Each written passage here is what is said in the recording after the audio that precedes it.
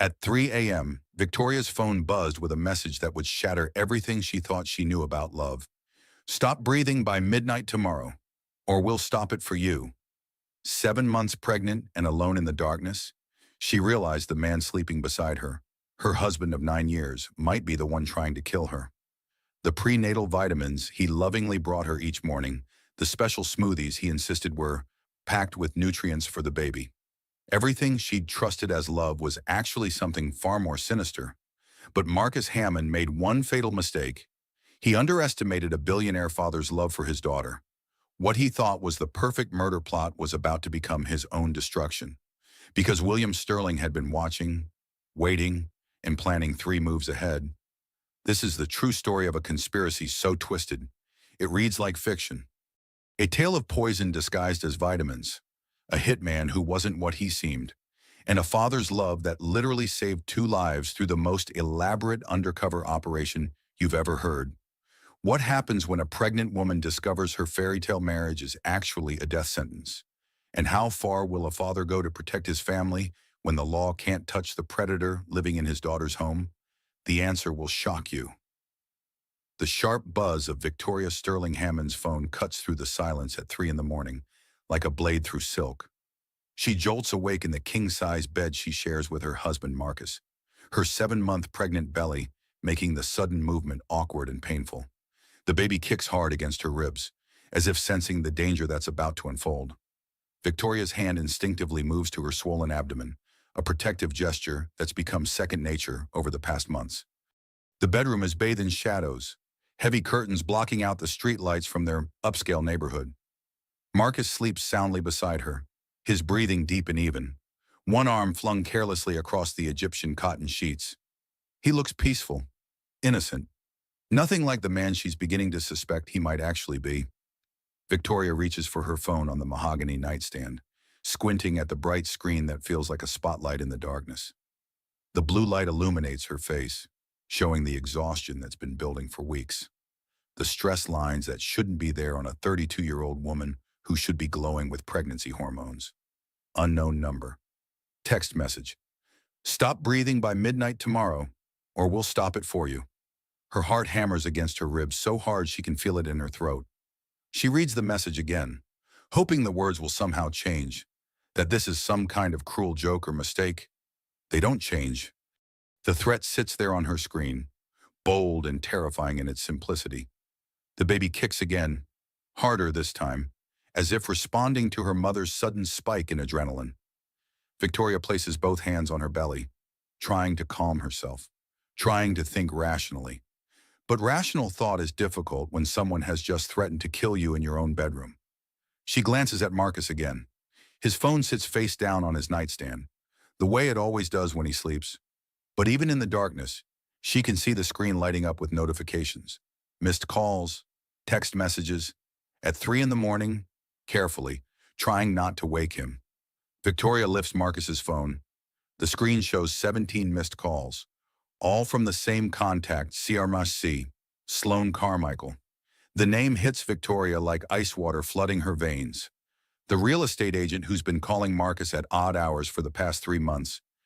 The woman who somehow knows their wedding anniversary date, who sends Marcus text messages about urgent meetings that always seem to happen when Victoria is at her doctor's appointments. The reason Marcus has been working late every Friday night, coming home with the scent of perfume that isn't Victoria's. The reason their marriage has been slowly crumbling for months, though Victoria has been too afraid to admit it to herself. Marcus. She reaches over and shakes his shoulder, her voice barely above a whisper. Marcus, wake up. He stirs, his eyes opening slowly, squinting in the darkness like someone surfacing from deep water. What time is it? Someone just threatened to kill me. The words hang in the air between them, stark and impossible. Marcus sits up immediately, suddenly alert in a way that makes Victoria wonder if he was really asleep at all. What, let me see that?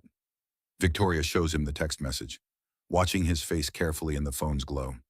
She's learned to read the micro-expressions that cross his features, the tiny tells that reveal when he's lying. And there it is, a flicker of something that isn't surprise or shock. It's recognition. He's seen this message before, or something like it. It's probably just a prank. Honey, he says, his voice carefully controlled. You know how crazy people get online these days. Probably some teenager trying to be funny. But Victoria knows that look. She's seen it before.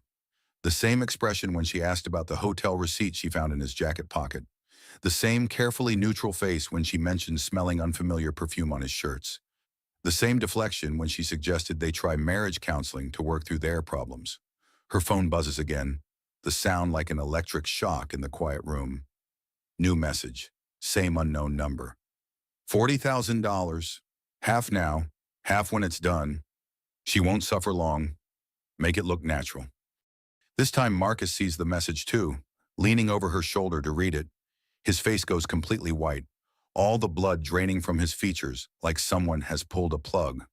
We need to call the police, Victoria says, her voice stronger now, driven by a mother's instinct to protect her unborn child. No. The word comes too fast, too sharp. Marcus catches himself, tries to soften his tone. I mean, let's think about this rationally. It could be teenagers playing pranks, could be someone trying to scam us, scare us into sending money. The baby kicks again, a series of sharp jabs against Victoria's ribs that feel almost like Morse code. Oh, help us. Something is wrong. Victoria places both hands on her belly again, feeling the solid warmth of her daughter moving inside her. She's 7 months pregnant, 31 weeks. The baby could survive if she were born now, but it would be dangerous, risky, the kind of risk that no mother wants to take. 23 years old when she married Marcus. 32 now. 9 years of marriage. 9 years of love and trust and building a life together. 9 years that feel like they're dissolving in real time as she watches her husband's face in the glow of her phone screen. She does what she always does when she's overwhelmed, when the world feels like it's spinning too fast. She counts to 10 in her head, using the breathing technique her father taught her when she was 8 years old and terrified of giving presentations at school. 1, 2, 3, 4, 5. Deep breath in. 6, 7, 8, 9, 10. Deep breath out. The technique that got her through her mother's funeral when she was 15, through college presentations and job interviews and the fight with her father about marrying Marcus 3 years ago. I'm calling my father, she says quietly, reaching for her phone again. Marcus's expression shifts dramatically, like storm clouds gathering across a clear sky. Tori, your father hasn't spoken to you in 3 years. Not since the wedding. He made it very clear how he feels about me, about us. He said you would try to hurt me eventually. Maybe I should have listened. The words fall between them like stones into still water, creating ripples that spread outward into every corner of their relationship. Marcus opens his mouth to argue, then closes it again. He knows she's right. He knows what her father said, the warnings he gave, the investigations he ran. Victoria dials the number she's memorized but never called, the number she's thought about calling 100 times over the past 3 years, but never had the courage to use. It rings once. Victoria. William Sterling's voice is gravelly with sleep, but instantly alert. The voice of a man who's built a business empire by being ready for anything at any hour. Daddy. The word comes out broken, smaller than she intended. She hasn't called him that since she was 15 years old and thought she knew everything about love and life and how the world worked. I think someone's trying to kill me. Silence on the other end of the line. Not the silence of someone who's shocked or confused, but the silence of someone who's been waiting for this call, dreading it, but knowing it would come eventually. Read me the messages, he says finally. Word for word. Don't leave anything out. Victoria does, her voice shaking as she recites the threats. The specific dollar amount, the promise that she won't suffer. With each word, she can hear her father's breathing change, can feel his anger building even through the phone connection. I'll be there in 20 minutes, William says. Don't let Marcus out of your sight, not for any reason. Do you understand me? Dad, you live 40 minutes away. 20 minutes, he repeats firmly. I've been closer than you think. The line goes dead. Victoria stares at her phone, processing what her father just said. He's been closer than she thinks, which means he's been watching, waiting. protecting her even when she told him to stay away. Marcus climbs out of bed and begins pacing to the window, pulling back the heavy curtain to peer out at the street. His movements are agitated, nervous, like a caged animal looking for an escape route. "This is insane," he mutters, pulling his own phone from the nightstand. "Who would want to hurt you? You don't have any enemies. You work in marketing. For God's sake." But even as he says it, Marcus is dialing someone, his thumbs moving quickly across the screen. Victoria watches him, noting the way his hands shake slightly, the way he positions himself between her and the bedroom door. "Who are you calling?" she asks. "My lawyer. This is serious. Tori, we need legal advice." At 3:30 in the morning, Marcus doesn't answer, just presses the phone to his ear and waits. Victoria can hear it ringing. Once, twice, 3 times before someone picks up. "I don't care what time it is," Marcus says into the phone, his voice low and urgent. "I need to know if—" "Yes, I'll hold." Victoria studies her husband's profile in the moonlight streaming through the window. The man she fell in love with 9 years ago. The man who proposed to her on a beach in Hawaii. Who cried when she told him she was pregnant. Who spent weeks assembling the crib for their daughter with meticulous care. The man who might be trying to have her killed. Outside, car doors slam in rapid succession. Victoria gets up from the bed, moving carefully with her pregnant belly, and peers through the blinds. 2 black SUVs sit in their driveway, engines running. Her father's security team moves across their lawn like shadows, efficient and silent, taking positions around the house. William Sterling doesn't travel anywhere without protection. He's made too many enemies in the business world, stepped on too many toes building his tech empire. But seeing his security team on her front lawn brings the reality of the situation into sharp focus. This isn't a prank. This isn't teenagers playing games. Someone really wants her dead. Marcus finishes his phone call and hangs up, running his hands through his hair in a gesture of frustration that Victoria has seen 1,000 times before. "What did your lawyer say?" she asks. He's looking into it, checking to see if there have been similar threats in the area. But Victoria can tell he's lying. She's become an expert at reading Marcus's lies over the past few months, noting the way his voice changes pitch, the way he can't quite meet her eyes when he's not telling the truth. The doorbell rings, echoing through their house like a gunshot. Victoria makes her way downstairs, one hand on the banister for support, one hand protecting her belly. Marcus follows close behind her, his footsteps heavy on the hardwood floors. Her father stands on the front porch in a perfectly tailored suit despite the early hour. William Sterling has always been a man who dresses for success, who presents himself to the world with absolute confidence and control. At 58, he's still intimidating enough to make grown men stutter and stumble over their words. But he looks older than she remembers, more gray at his temples, deeper lines around his steel gray eyes that match her own. The years of estrangement have aged him, just as they've aged her. When he looks at her pregnant belly, his expression softens for just a moment, showing a glimpse of the father who taught her to ride a bike and helped her with calculus homework and walked her down the aisle even though he disapproved of her choice. "May I come in?" His voice is formal, careful, the voice of a man trying not to overstep boundaries that his daughter set 3 years ago. Victoria steps aside, gesturing him into the foyer. Marcus extends his hand for a shake, the polite gesture of a son-in-law trying to maintain civility. William ignores it completely. "Show me the threats," he says, his attention focused entirely on Victoria. She hands over her phone with trembling fingers. William reads both messages, his jaw tightening with each word. Behind him, Victoria can see his security team through the front windows, positioned at strategic points around the property. "This isn't random," he says finally, looking up from the phone. "Someone knows your routine, your schedule, your daily patterns. Someone close to you." "That's ridiculous," Marcus interjects, stepping forward. "Who would want to hurt Tori? She doesn't have any enemies. This has to be some kind of mistake." William's gaze turns predatory, the look of a shark who's caught the scent of blood in the water. Someone who stands to gain from her death. Someone who maybe recently increased her life insurance coverage.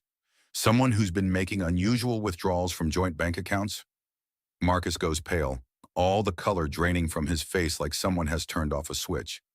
How would you possibly know anything about our finances?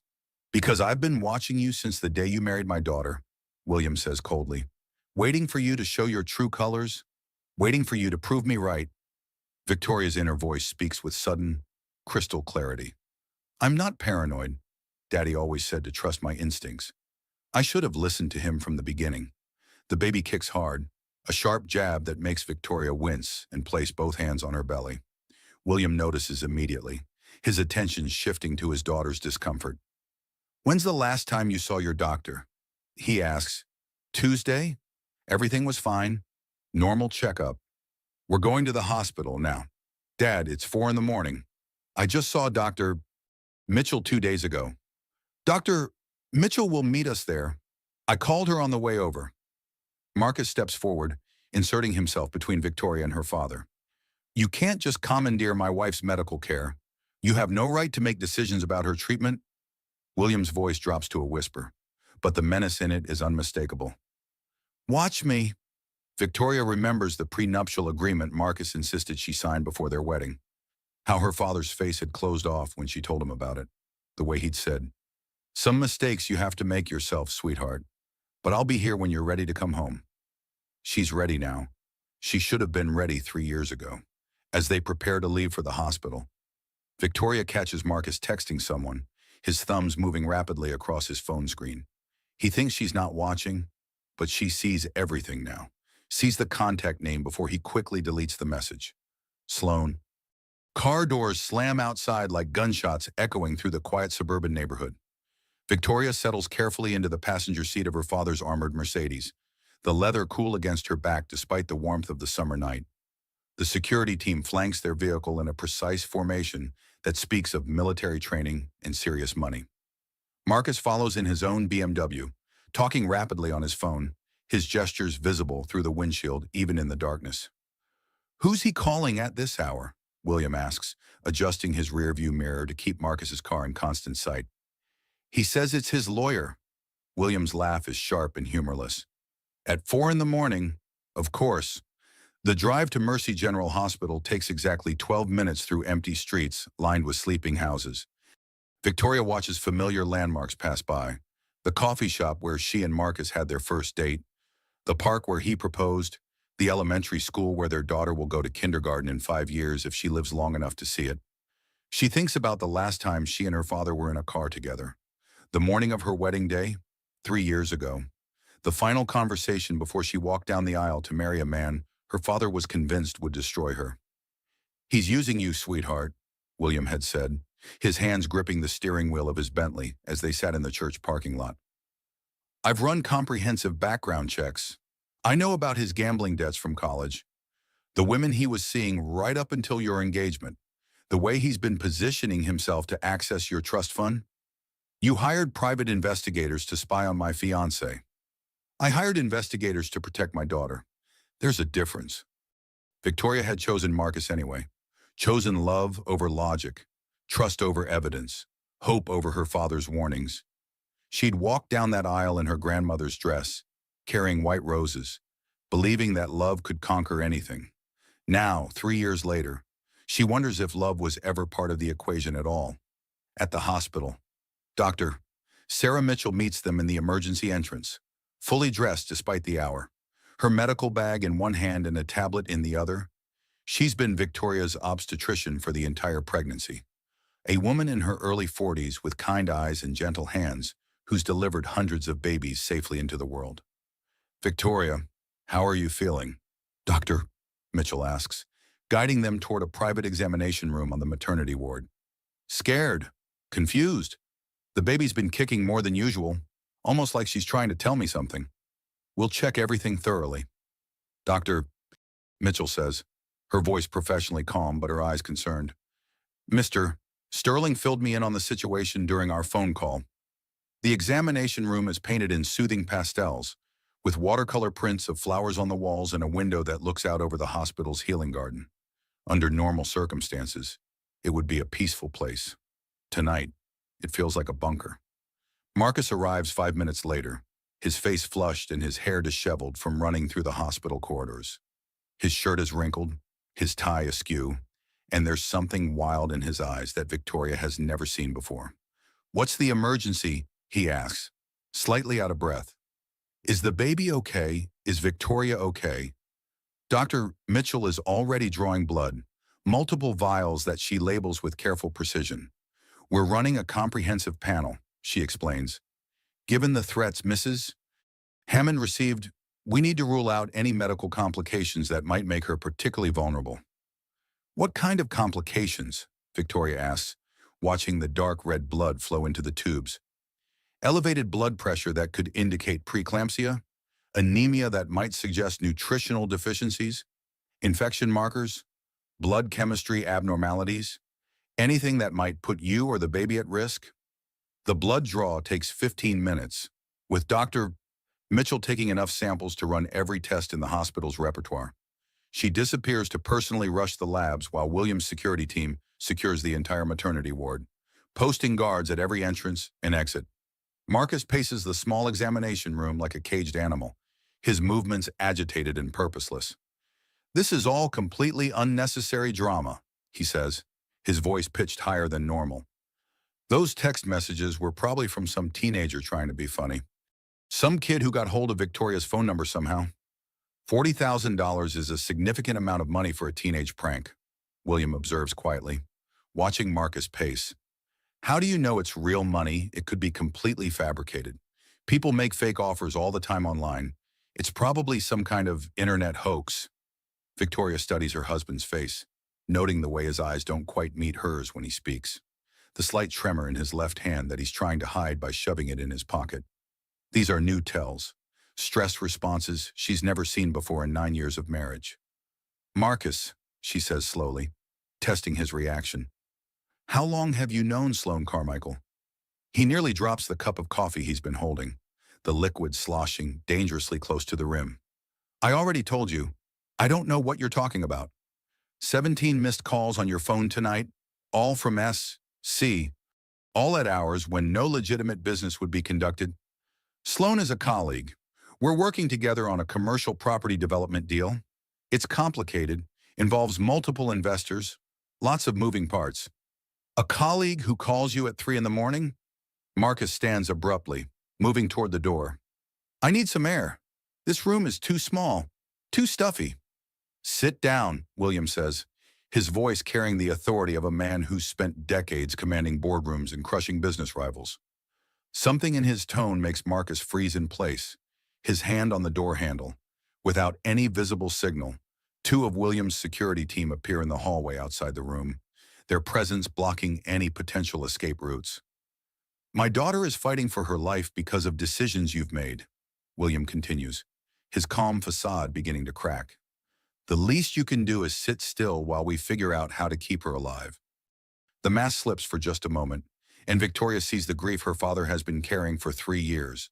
The pain of losing his daughter to a man he knew would hurt her. The guilt of being right about Marcus, but being unable to prove it in time. "Do you have any idea what Victoria went through when you convinced her to cut contact with me?" William's voice is deadly quiet. "She cried herself to sleep for months. Called me 17 times and hung up before I could answer. Wrote letters she never sent." Marcus's phone buzzes with an incoming text. He glances at it quickly, then tries to hide the screen. But William is faster. He sees the message before Marcus can delete it. From Sloane. "Is it done? Timeline is critical." William's eyes narrow. "Show me your phone.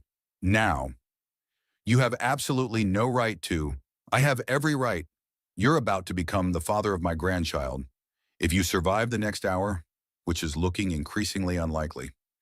William's memories flood back unbidden. Victoria at 5 years old, finding a wounded bird in their garden and insisting they take it to a veterinarian. Sitting up all night to make sure it survived, feeding it with an eyedropper every 2 hours.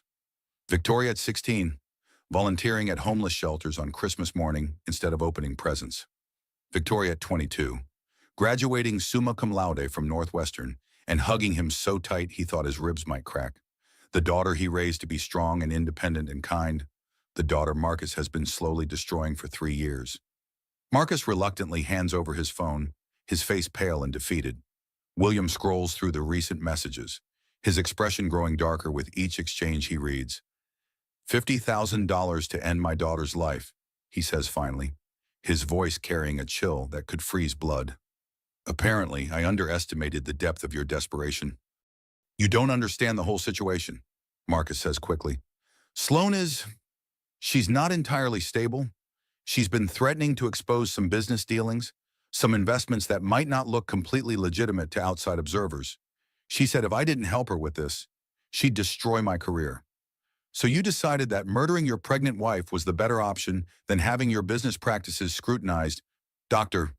Mitchell returns before Marcus can answer, her face white as she reviews the blood work results on her tablet. The color has drained from her features completely, and her hands shake slightly as she processes what she's seeing. Mrs. Hammond, she says carefully, choosing her words with the precision of someone delivering devastating news. We need to discuss these results. Privately, if you prefer. But William steps forward, his presence filling the small room. Whatever you have to say to my daughter, you can say in front of me. No more secrets. No more lies. Dr. Mitchell looks between them, recognizing the family resemblance in their steel-gray eyes and determined jawlines. She nods and takes a deep breath. Your blood shows significantly elevated levels of anticoagulants, she explains. Blood-thinning medications. They're extremely dangerous during pregnancy, especially in the third trimester. Victoria's hands move instinctively to cover her belly, a protective gesture that's become automatic over the past 7 months. I'm not taking any blood thinners. I'm not taking any medications except prenatal vitamins. The levels we're seeing suggest regular dosing over approximately the past 2 weeks. Small amounts, but consistent and cumulative. Are you absolutely certain you haven't been taking any medication? Even herbal supplements or over-the-counter remedies? William's presence expands to fill the examination room, like a gathering storm. Someone's been poisoning her.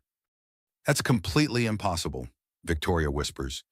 But even as she denies it, memories begin flooding back. The prenatal vitamins Marcus brings her every morning, delivered to her bedside with orange juice and toast cut into perfect triangles.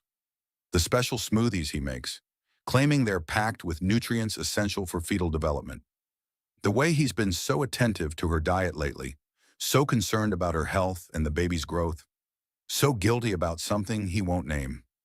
We need to induce labor immediately, Dr. Mitchell says, her voice urgent. The baby is showing signs of distress, and if these levels continue to climb, we could lose you both. It's too early, Victoria protests. I'm only 31 weeks. She needs more time to develop. The NICU here is excellent. Mrs. Hammond, we have some of the best neonatal specialists in the state, but if we wait any longer, the anticoagulants in your system could cause catastrophic bleeding during delivery. William takes his daughter's hand, his fingers warm and steady and familiar. The same hands that taught her to tie her shoes and helped her with algebra homework and held her when she cried over her first broken heart. I won't let anything happen to you or my grandchild, he says quietly. The words hit Victoria like a physical blow to the chest. Grandchild. The first time he's acknowledged the baby since she told him about the pregnancy 6 months ago. The first time in 3 years he's spoken to her like she's still his daughter, still part of his family. Marcus burst through the examination room door, having somehow evaded the security team for a few moments. What's happening? They wouldn't let me back in. The guards said there were medical complications. Someone's been systematically poisoning Victoria, William says, his voice deadly calm. For weeks, slowly and methodically. That's absolutely insane, Marcus says, but his voice cracks slightly on the words. I would never hurt Tori or the baby. I love them both more than my own life. The only people with daily access to her food and medications are you and Elena, William continues relentlessly. Elena has worked for my family for 15 years. She would die before harming Victoria. Marcus's phone buzzes again. He glances at it reflexively, then quickly shoves it back in his pocket, but not before Victoria catches a glimpse of the contact name on the screen. Sloan. Who's texting you? Victoria asks, her voice stronger than it's been all night. Nobody important. Just work updates. At 4:30 in the morning, Marcus doesn't answer. Instead, he moves closer to Victoria's bedside, reaching for her hand with what might have been intended as a comforting gesture. But Victoria pulls away from his touch, seeing him clearly for perhaps the first time in years. How long have you been planning this? She asked quietly. The question hangs in the air between them like a blade. Marcus opens his mouth to deny it, to deflect and minimize and gaslight the way he's been doing for months. But something in Victoria's eyes stops him. Maybe it's the steel-gray determination she inherited from her father. Maybe it's the absolute certainty of a woman who's finally seen through the lies. Victoria remembers something else now, a detail that seemed insignificant at the time. How the prenatal vitamins started tasting different about 3 weeks ago. More bitter, with an aftertaste that lingered in her mouth for hours.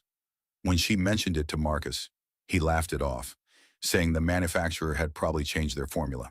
He insisted she keep taking them because they were the most expensive brand available. The best money could buy. Money. It always comes back to money with Marcus. Victoria feels the baby's movements growing weaker, less frequent, as if her daughter is struggling against the poison flowing through both their bloodstreams. I can't lose this baby, she whispers. I won't let you take her from me. Her phone buzzes with another message. The same unknown number, change of plans. Make it look like childbirth complications. Much cleaner that way. Natural causes. This time, the message includes a photograph. A man in a dark jacket standing in the hospital parking garage, partially hidden behind a concrete pillar. He's watching the entrance to the maternity ward, waiting for something. William's security team springs into immediate action. Lockdown protocol activated, one of them says into his radio. Potential threat in the building. Victoria's breathing becomes shallow and rapid, the familiar spiral of a panic attack beginning to take hold. She closes her eyes and counts her heartbeats the way her father taught her when she was 8 years old and terrified of everything. 1, 2, 3, 4. Find the rhythm. 5, 6, 7, 8. Control what you can control. 9, 10. The technique that got her through her mother's death when she was 15. Through college presentations and job interviews and the loneliest nights of her marriage when Marcus came home smelling like another woman's perfume. Mrs. Hammond, we need to move you to the surgical suite immediately, Dr. Mitchell says, checking the fetal monitor with growing concern. Your blood pressure is spiking dangerously high. As they wheel Victoria toward the operating room, she catches Marcus on his phone again, speaking in urgent whispers. This time she hears him clearly, every word cutting through her heart like a scalpel. It's too late to stop it now, he says. She's already being prepped for surgery. Everything will look completely natural. Through the surgical suite's observation window, Victoria sees him, the maintenance worker she's never seen before. Despite having been in this hospital dozens of times for prenatal appointments, baseball cap pulled low over his face, ID badge hanging from his belt. He's pushing a cart full of cleaning supplies, moving through the corridors with the practiced invisibility of someone who belongs. But there's something in his posture, something predatory in the way he moves, that makes Victoria's blood freeze. The hitman is already inside the hospital, and her husband just gave him permission to kill her. Medical equipment beeps frantically in staccato rhythms that sound like a heart learning to skip beats. Your blood work shows dangerously elevated levels of anticoagulants, Dr. Mitchell explains again, her voice tight with professional urgency. Blood-thinning medications that are extremely contraindicated during pregnancy, especially in the 3rd trimester. Victoria's hands move instinctively to cover her swollen belly, the gesture automatic after 7 months of protecting the life growing inside her. The baby's movements have grown sluggish over the past hour, as if she's swimming through thick water instead of amniotic fluid. I'm not taking any blood thinners, Victoria insists, but even as the words leave her mouth, she can hear the doubt creeping into her voice. The only medications I take are prenatal vitamins and the occasional antacid. The levels we're detecting suggest consistent dosing over approximately the past 2 to 3 weeks. Dr. Mitchell continues, reviewing the lab results on her tablet with growing concern. Small amounts administered regularly, probably daily. The pattern is very specific.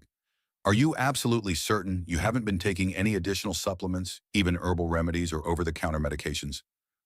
William's presence fills the examination room like an approaching thunderstorm, his rage barely contained beneath a veneer of civilized control. Someone has been systematically poisoning my daughter. That's completely impossible, Victoria whispers. But even as she denies it, memories begin surfacing like bubbles rising from the depths of a pond. The prenatal vitamins Marcus brings her every morning, delivered to her bedside on a silver tray with fresh orange juice and toast cut into perfect triangles. He started this ritual about a month ago, claiming he wanted to take better care of her as the pregnancy progressed. The vitamins came from a special pharmacy across town. He said, organic and specially formulated for pregnant women with her specific blood type. The special smoothies he makes every afternoon. Thick green concoctions that he insists are packed with nutrients essential for fetal brain development, spinach and kale, and protein powder, with a bitter aftertaste that he explains away as the natural flavor of healthy vegetables. The way he's been so attentive to her diet lately, so concerned about every bite she takes, monitoring her food intake with the dedication of a scientist conducting an experiment, so guilty about something he refuses to name or acknowledge. "We need to induce labor within the next hour," Dr. Mitchell says, her voice carrying the authority of someone who's delivered thousands of babies safely into the world. The fetal monitoring shows signs of distress that are consistent with anticoagulant exposure. If we wait any longer, we risk catastrophic bleeding that could kill you both. "It's too early," Victoria protests, her voice breaking on the words. "I'm only 31 weeks. She needs at least 6 more weeks to fully develop her lungs." "Mrs. Hammond, the NICU here is one of the finest in the country. We have neonatal specialists who routinely save babies born much earlier than 31 weeks. But your daughter's best chance of survival is immediate delivery before the anticoagulants in your system cause irreversible damage." William takes his daughter's hand, his fingers warm and calloused and steady, the same hands that taught her to ride a bicycle without training wheels when she was 6, that helped her build science fair projects and checked her homework and held her while she sobbed over her mother's cancer diagnosis. "I won't let anything happen to you or my grandchild," he says quietly, his voice carrying the absolute certainty of a man who spent his entire life protecting the people he loves. The words hit Victoria like a physical impact, stealing her breath and bringing tears to her eyes. Grandchild. The first time he's acknowledged the baby since she told him about the pregnancy. The first time in 3 years he's spoken to her like she's still his daughter, still worthy of his love and protection. Marcus bursts through the examination room door like a man fleeing a burning building, his face flushed and his clothing disheveled. 2 security guards follow close behind him, their hands resting casually on their weapons. "What's happening?" Marcus demands, slightly out of breath. "Why wouldn't they let me back in?" "The guards said there were serious medical complications." "Someone has been systematically poisoning Victoria," William says, his voice carrying the cold precision of a surgical blade. "For weeks, slowly and methodically, with anticoagulants designed to cause bleeding complications during childbirth." "That's absolutely insane," Marcus says, but his voice cracks slightly on the denial. "I would never hurt Tori or our baby. I love them both more than anything in this world. The only people with daily, unsupervised access to her food and medications are you and Elena." William continues with relentless logic. "Elena Rodriguez has worked for my family for 15 years. She's watched Victoria grow up. She would cut off her own hands before harming her." Marcus's phone buzzes with an incoming message. He glances at it reflexively, his face paling as he reads whatever appeared on the screen. He tries to shove the phone back in his pocket, but not before Victoria catches a glimpse of the contact name. Sloan. "Who's texting you at this hour?" Victoria asks, her voice stronger than it's been all night. "Nobody important, just work updates from the East Coast. You know how the markets open early." "The markets don't open at 4:30 in the morning. Marcus?" Marcus doesn't answer. Instead, he moves closer to Victoria's bedside, reaching for her hand with what might have been intended as a comforting gesture. But Victoria pulls away from his touch, seeing him clearly for perhaps the first time in their 9-year relationship. "How long have you been planning this?" she asked quietly. The question hangs in the air between them like poison gas. Marcus opens his mouth to deny it, to deflect and minimize and gaslight the way he's been doing for months. But something in Victoria's steel-gray eyes stops him cold. Victoria remembers more details now, pieces of a puzzle that's been forming just beneath her conscious awareness for weeks. How the prenatal vitamins started tasting different about 3 weeks ago, with a metallic bitterness that lingered in her mouth for hours. When she mentioned it to Marcus, he laughed it off, saying the manufacturer had probably updated their formula with additional nutrients. He insisted she keep taking them, because they were the most expensive brand available. The best that money could buy. Money that she now realizes came from joint accounts he'd been systematically draining for months. The special smoothies that made her nauseous in a way that felt wrong, different from normal pregnancy morning sickness. The way Marcus would watch her drink them, his eyes tracking every sip with an intensity that she'd mistaken for loving concern. The life insurance policy he'd convinced her to increase 6 months ago, claiming they needed better coverage with a baby coming. The policy that would pay him $2.5 million if she died of natural causes. "I can't lose this baby," Victoria whispers, her hands pressed firmly against her belly. "I won't let you take her from me." Her phone buzzes with another message from the same unknown number. "Change of plans. Hospital setting provides perfect cover. Make it look like childbirth complications. Much cleaner. Natural causes. No investigation." This time, the message includes a photograph that makes Victoria's blood freeze in her veins. A man in a dark maintenance uniform standing in the hospital parking garage, partially hidden behind a concrete pillar. He's watching the entrance to the maternity ward through professional-grade binoculars. Waiting for his cue to move, William's security team explodes into action like a military unit receiving enemy contact. "Lockdown protocol activated," the team leader says into his radio. "Potential hostile actor inside the facility. Initiating protective measures." Victoria's breathing becomes shallow and rapid, the familiar spiral of a panic attack beginning to take hold. Her heart pounds against her ribs so hard she can hear it in her ears. She closes her eyes and counts her heartbeats the way her father taught her when she was 8 years old and afraid of everything. 1, 2, 3, 4. Find the rhythm in chaos. 5, 6, 7, 8. Control what you can control. 9, 10. The breathing technique that got her through her mother's slow death from ovarian cancer. Through college presentations where she felt like everyone was staring at her. Through job interviews and first dates and the loneliest nights of her marriage when Marcus came home smelling like perfume that wasn't hers. "Mrs. Hammond, we need to move you to the surgical suite immediately," Dr. Mitchell says, checking the fetal monitors with growing alarm. "Your blood pressure is climbing dangerously high, and the baby's heart rate is showing signs of distress." As they prepare to wheel her hospital bed toward the operating room, Victoria catches Marcus on his phone again.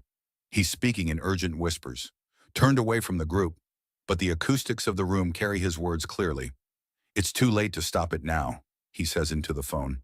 "She's already being prepped for emergency surgery. Everything will look completely natural.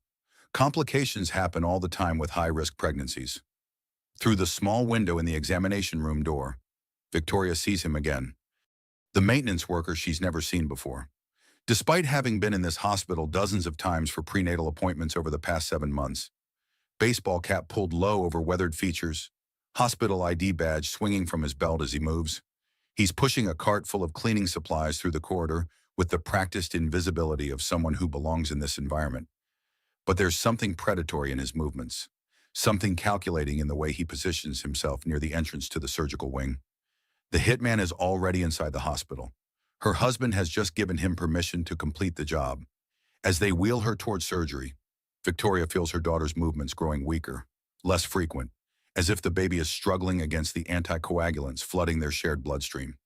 The monitors attached to her belly show a heart rate that's too slow, too irregular. "Fight, baby girl," Victoria whispers, her hands pressed against the sensor patches. "Fight for both of us." But she can feel herself growing weaker too. The poison in her system working exactly as Marcus and Sloan planned. In 20 minutes, she'll be on an operating table, vulnerable and unconscious, while a professional killer masquerades as a janitor just outside the surgical suite. Her inner voice speaks with sudden, crystalline clarity. "I thought the prison door was locked. I was my own warden all along." All those times she dismissed her father's warnings about Marcus. All those moments when her instincts screamed that something was wrong. But she chose to believe Marcus's explanations instead of trusting her own judgment. All those nights when she lay awake, knowing that her marriage was slowly killing her, but afraid to admit it even to herself. Now the killing has become literal. As the surgical suite doors swing open to receive her, Victoria sees the maintenance worker again.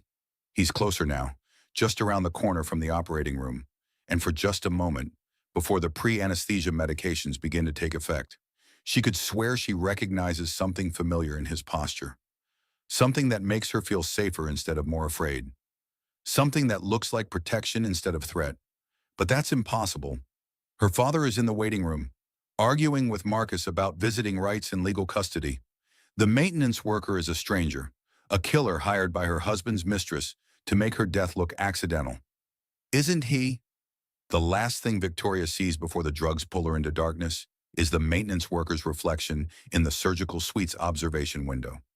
For just a split second, their eyes meet across the glass. Steel gray eyes that look exactly like her own. Eyes that look like home. The elevator dings with mechanical precision as it reaches the fourth floor of Mercy General Hospital at 4:43 in the morning. The maintenance worker steps out with practiced ease, pushing his cart of cleaning supplies with the unhurried confidence of someone who belongs in this sterile, fluorescent-lit environment. Baseball cap pulled low over weathered features. Hospital ID badge swaying gently from his belt with each measured step. To the skeletal night shift staff, he's completely invisible. Just another anonymous employee keeping the hospital clean and functional while the rest of the world sleeps. The kind of person who blends into the background so thoroughly that witnesses couldn't describe him if their lives depended on it. Jimmy Torino, according to his laminated badge, hired 3 days ago through a temporary staffing agency. Background check, clean as surgical instruments. References solid and verifiable. Employment history showing 15 years of reliable janitorial work at medical facilities across 3 states, but Jimmy Torino doesn't exist. The man beneath the carefully constructed identity moves through the hospital corridors with the fluid confidence of someone who's spent the last 72 hours memorizing every detail of this building. He knows the security camera blind spots, the staff rotation schedules, the exact timing of nurse rounds, the locations of emergency exits and communication hubs. He's been planning this infiltration with the meticulous attention to detail that's made him one of the most successful men in America. In the surgical suite, Dr. Mitchell works with controlled urgency to save both Victoria and her unborn daughter. The monitors surrounding the operating table show distress signals that have nothing to do with normal childbirth complications. The anticoagulants coursing through Victoria's bloodstream are fighting against every medication the medical team needs for a safe delivery. "We're losing her," the anesthesiologist calls out, his voice tight with professional concern. "Blood pressure dropping rapidly. I need to adjust the medication cocktail." Victoria's consciousness drifts between waking and sleeping, between light and darkness, tethered to reality by the thinnest of threads. She hears voices around her, urgent medical terminology, the beeping of machines, the rustle of surgical scrubs, but also something else that doesn't belong in an operating room. Her father's voice, though he's supposed to be in the waiting room dealing with Marcus. "Maintain the appearance of complications," the familiar voice says quietly, just beyond the edge of her drug-induced haze.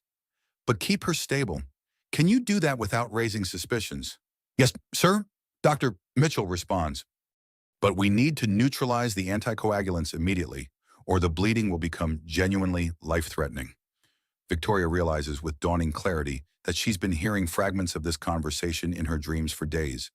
Her subconscious mind picking up pieces of a plan she wasn't supposed to understand. Her father's voice giving medical instructions. Dr. Mitchell asking technical questions about blood chemistry and drug interactions. A plan that's been in motion since before she ever received those threatening text messages. Her inner voice whispers with sudden understanding, "I should have trusted my instincts. I should have called Dad the moment something felt wrong."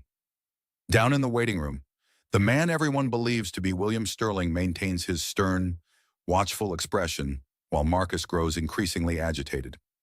But this isn't actually William Sterling sitting in the uncomfortable plastic chair, reading financial reports on his tablet while his daughter fights for her life. This is David Chen, a former Secret Service agent who's worked personal protection for the Sterling family for 8 years. The physical resemblance is close enough to fool casual observation, especially at 4 in the morning in a dimly lit hospital waiting area. The same height and build, the same silver hair, the same steel gray eyes that run in the Sterling bloodline. The same intimidating presence that makes grown men choose their words carefully. The real William Sterling is currently disguised as Jimmy Torino, moving through the hospital corridors with deadly purpose while gathering the final pieces of evidence needed to destroy the conspiracy that threatens his family. How long have you known Sloane Carmichael? The fake William asked Marcus with calculated casualness. Marcus nearly drops his coffee cup, the liquid sloshing dangerously close to the rim. I already told you multiple times. I don't know what you're talking about. 17 missed calls on your phone tonight, all from the same contact, all at hours when no legitimate business would be conducted. Sloane is a business colleague. We're working together on a commercial property development deal that involves multiple investors and complex financing arrangements. A business colleague who calls you at 3 in the morning. Marcus stands abruptly, his chair scraping against the linoleum floor. I need some air. This room is too cramped, too stuffy. Sit down, the fake William says, his voice carrying the unmistakable authority of a man who spent decades commanding corporate boardrooms and destroying business rivals. Something in his tone makes Marcus freeze in place, his hand halfway to the door handle. Without any visible signal from the fake William, two actual Sterling security guards materialize in the hallway outside the waiting room, their presence blocking any potential escape routes. My daughter is fighting for her life because of decisions you've made, the fake William continues, allowing his carefully maintained facade to crack slightly. The least you can do is remain seated while we determine how to keep her and my grandchild alive. The mask slips just enough to reveal the carefully rehearsed grief that David Chen has been perfecting for 3 days. The pain of a father watching his daughter suffer. The guilt of being unable to prevent her marriage to a man who would eventually try to kill her. Marcus's phone buzzes with another incoming text message. He glances at it quickly, his face paling as he processes whatever appeared on the screen. He tries to hide the phone, but the fake William is faster, catching a glimpse of the message before Marcus can delete it. From Sloane, status update required. Timeline is critical for Phase 2. Show me your phone, the fake William demands. Immediately. You have absolutely no legal right to search my personal property. I have every right. You're about to become the father of my grandchild. If you survive the next hour, which is looking increasingly doubtful. Meanwhile, 4 floors above them, the real William Sterling remembers his daughter at different stages of her life. Victoria at 5 years old, finding a wounded bird in their garden and insisting they take it to an emergency veterinary clinic, sitting up all night to feed it with an eyedropper every 2 hours, refusing to sleep until she was certain it would survive. Victoria at 16, volunteering at homeless shelters on Christmas morning instead of opening presents, explaining that some people needed help more than she needed new clothes. Victoria at 22, graduating summa cum laude from Northwestern University with degrees in marketing and psychology, hugging him so tightly at the ceremony that he thought his ribs might crack. The daughter he raised to be strong and independent and compassionate. The daughter Marcus Hammond has been systematically destroying for 3 years through psychological manipulation and now attempted murder. Marcus reluctantly hands over his phone, his face pale and defeated. The fake William scrolls through recent messages with Marcus's contacts, his expression growing darker with each exchange he discovers. $50,000 to end my daughter's life, he says finally, his voice carrying a chill that could freeze blood in veins. Apparently, I significantly underestimated the depth of your financial desperation. You don't understand the complete situation, Marcus says quickly, his words tumbling over each other in his haste to explain. Sloane isn't entirely stable mentally. She's been threatening to expose some business dealings, some investment strategies that might not appear completely legitimate to outside investigators. She said if I didn't help her with this plan, she would destroy my career and send me to federal prison. So you determined that murdering your pregnant wife was preferable to having your business practices scrutinized by federal investigators. Dr. Mitchell returns to check on the waiting families before Marcus can formulate an answer. Her surgical scrubs replaced by clean ones, her face showing the exhaustion of a doctor who's been fighting to save 2 lives simultaneously. How is she? The fake William asks, standing immediately. Stable for now. We've managed to neutralize most of the anticoagulants in her system, but she's not out of danger yet. The baby is showing signs of distress, but her vital signs are stronger than we initially feared. Marcus jumps to his feet. Can I see her? I need to see my wife. She's still unconscious from the anesthesia.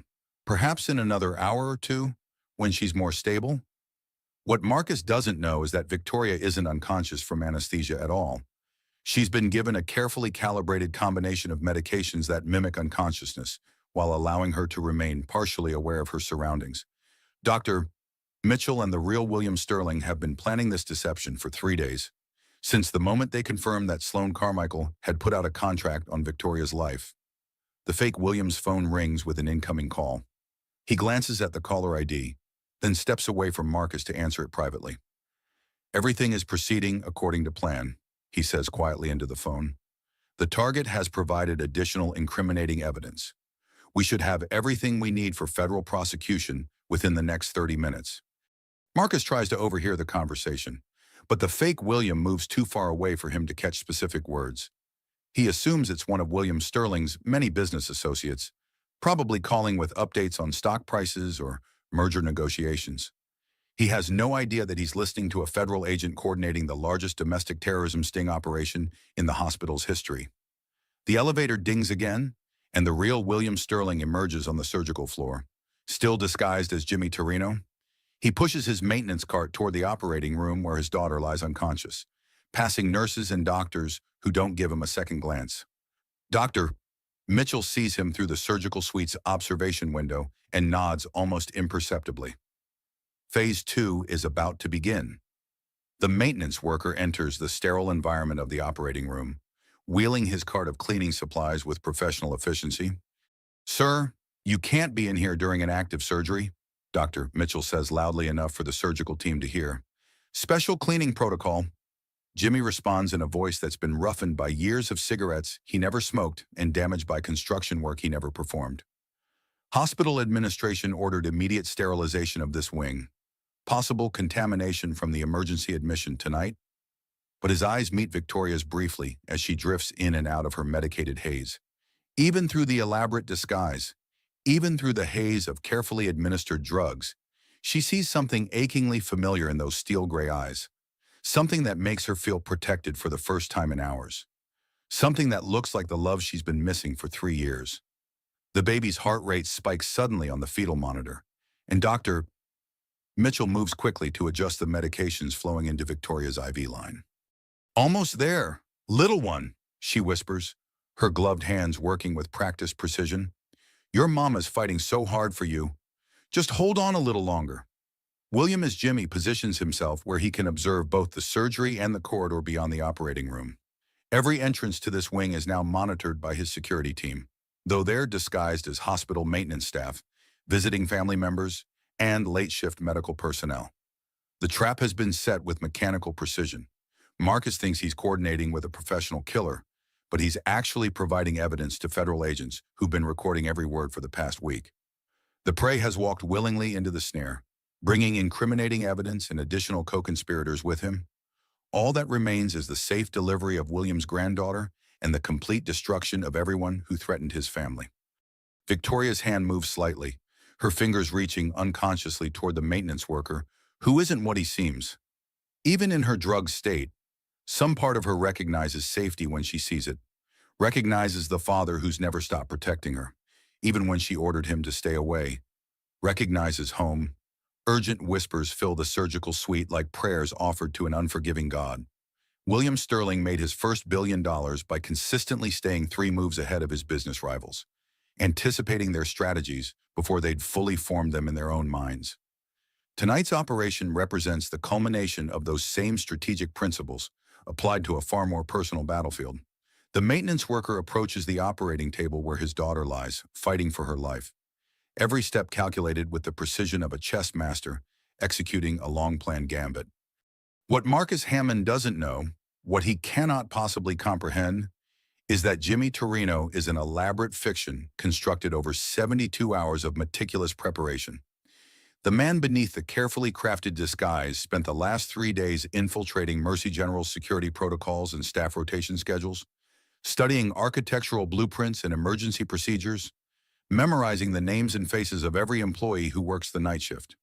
When Sloane Carmichael contacted a professional killer through dark web assassination markets, she believed she was hiring ruthless efficiency from an experienced contractor with an untraceable reputation.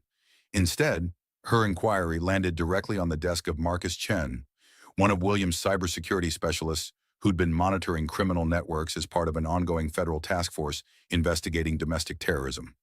The Sterling family has been 3 steps ahead of this conspiracy from its inception. In the surgical suite, Dr. Mitchell works with controlled urgency to deliver Victoria's baby safely while maintaining the appearance of life-threatening complications.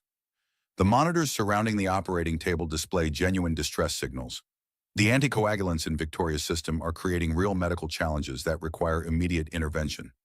"We're losing her," the anesthesiologist calls out, his voice carrying just enough panic to sound authentic to any potential eavesdroppers. Blood pressure dropping dangerously fast. Victoria's consciousness floats between waking and dreaming, tethered to reality by threads of awareness that grow stronger as the antidotes work through her bloodstream. She hears voices around her, medical terminology delivered with urgent precision, the rhythmic beeping of life support equipment, the whispered prayers of nurses who've delivered thousands of babies safely into an uncertain world. But she also hears something else, something that doesn't belong in an operating room filled with strangers. Her father's voice, speaking quietly just beyond the edge of her drug-induced haze. "Maintain the appearance of complications for another 15 minutes, he says to Dr. Mitchell, "but keep her completely stable. Can you manage that without compromising either patient?" "Yes, sir. The antidotes are working faster than we anticipated. Her blood chemistry should normalize within the next 20 minutes. Victoria realizes with dawning clarity that she's been hearing fragments of this conversation in her dreams for days. Her subconscious mind processing pieces of a protection plan she wasn't supposed to understand consciously. Her father's voice giving medical instructions. Dr. Mitchell asking technical questions about drug interactions and emergency procedures. A plan that's been developing since the moment Williams investigators first detected unusual activity in Marcus's financial account 6 months ago. Her inner voice speaks with sudden understanding. "I should have trusted my instincts from the beginning. I should have called Dad the first time something felt wrong." 3 floors below them, the body double maintains William's characteristic stern expression while Marcus grows increasingly agitated in the family waiting area. David Chen has spent 8 years studying William Sterling's mannerisms and speech patterns, perfecting an impersonation that can fool casual observers in electronic surveillance systems. "Why isn't the surgery taking longer?" Marcus mutters, checking his phone compulsively. "First babies usually take hours to deliver. The complications should be lasting longer than this." The fake William studies him with predatory intensity.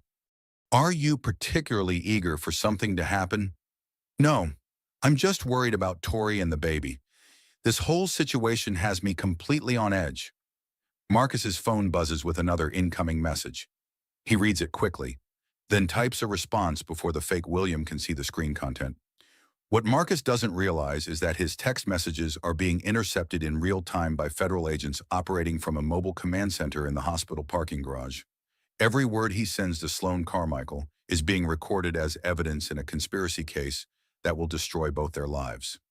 The real William Sterling, disguised as Jimmy Torino, moves through the hospital corridors gathering final pieces of evidence while coordinating with the federal task force that's been building this case for months. His cybersecurity team has been monitoring dark web assassination markets since Victoria married Marcus. Knowing that a man with gambling debts and expensive tastes would eventually become desperate enough to consider extreme solutions, in the surgical suite, Victoria's vital signs stabilize as the last traces of anticoagulants are neutralized by targeted antidotes. Dr. Mitchell works with the focused intensity of a surgeon who's been preparing for this exact scenario for 72 hours. Heart rate normalizing, the anesthesiologist reports. Blood pressure climbing back into safe parameters. Victoria's consciousness begins to clear as the carefully calibrated medications work through her system. She's not actually under general anesthesia. She's been given a sophisticated combination of drugs that create the appearance of unconsciousness while allowing her to remain partially aware of her surroundings. The deception has been planned down to the smallest detail. In the waiting room, the fake Williams phone rings with an incoming call from federal agents coordinating the final phase of their operation.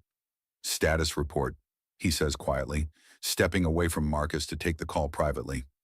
"Target has provided sufficient evidence for prosecution under federal conspiracy statutes," comes the response. "We have recorded admissions, financial records, communication logs, and photographic evidence of intent to commit murder for hire." Marcus tries to eavesdrop on the conversation. but the fake William moves too far away for him to understand specific words. He assumes it's one of William Sterling's international business associates, probably calling with updates on overseas markets or merger negotiations. He has no idea he's listening to the coordination of his own arrest. The fake William ends his call and returns to his seat, maintaining the expression of a concerned father waiting for news about his daughter's condition. "Any updates from the surgical team?" Marcus asks, trying to sound like a worried husband instead of a man calculating insurance payouts. "Dr. Mitchell said they're making progress. These things take time when there are complications." Marcus checks his phone again. Another message from Sloan. "Phase 2 authorization required.